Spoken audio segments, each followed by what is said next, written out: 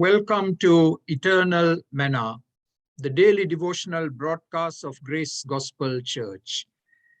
We are in a new week and we are looking at this immortal psalm, Psalm 46. And today we want to revisit verses 7 and 11. Verses 7 and 11 are repeated. The Lord Almighty is with us. The God of Jacob is our fortress. Now in the Bible, God is called the God of Abraham, the God of Isaac, and the God of Jacob.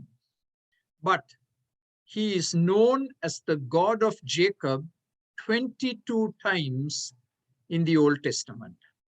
So that's his favorite title, the God of Jacob.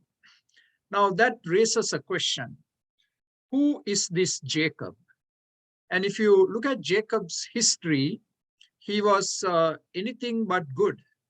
He was a cheater, he was a deceiver, a conniver, a schemer, and much of his life, he manipulated people. He deceived people.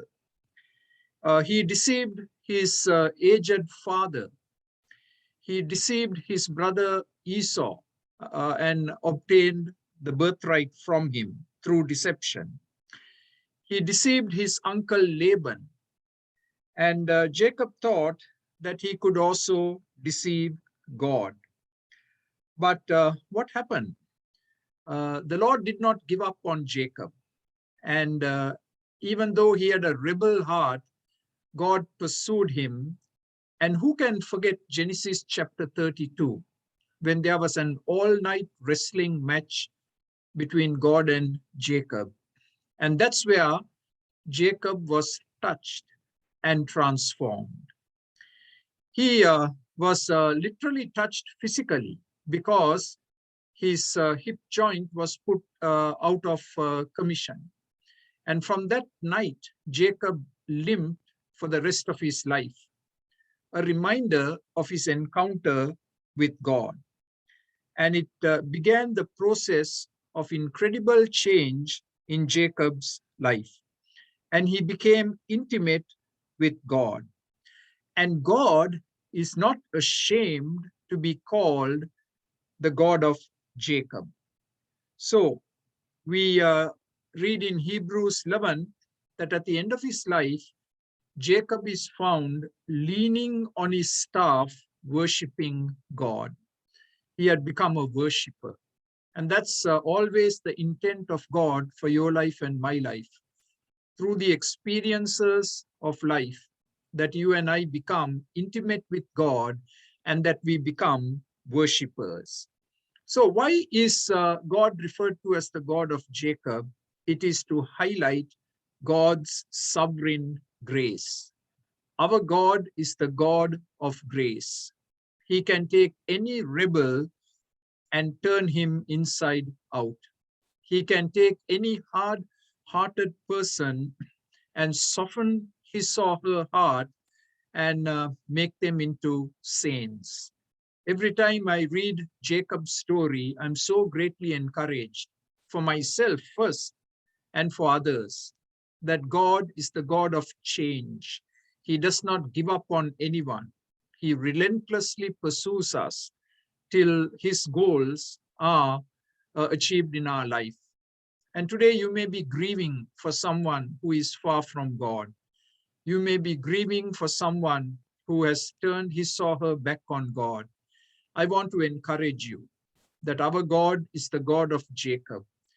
And as you and I faithfully pray, fervently pray, God has his ways of reaching out to all these wayward folk and to bring them to himself. And the psalmist says, the God of Jacob is our fortress. Fortress means he is a high place for us, a place so high that no enemy can touch us, no harm or evil can touch us. He alone is our fortress. Look at how Psalm 9 and verse 9 puts it. The Lord is a refuge for the oppressed, a stronghold in times of trouble. A stronghold in times of trouble. Needless to say, we are living in times of trouble. It may be personal trouble, it may be national trouble, it may be international trouble. Right now, there is war between Russia and the Ukraine. Europe has been greatly impacted. The whole world has been impacted. But our God is our fortress. We run into him, we hide in him, and we are kept safe. So for today, our God is the God of Jacob, the one who specializes in bringing change into our life. And he is our fortress, the one into whom we can run and find safety, security, and stability. So I want to encourage you, run into the Lord today and find refuge in him. Have a blessed day today, and we'll see you again tomorrow. For more videos like this, please subscribe to our YouTube channel, Grace Gospel English Church Toronto. Thank you.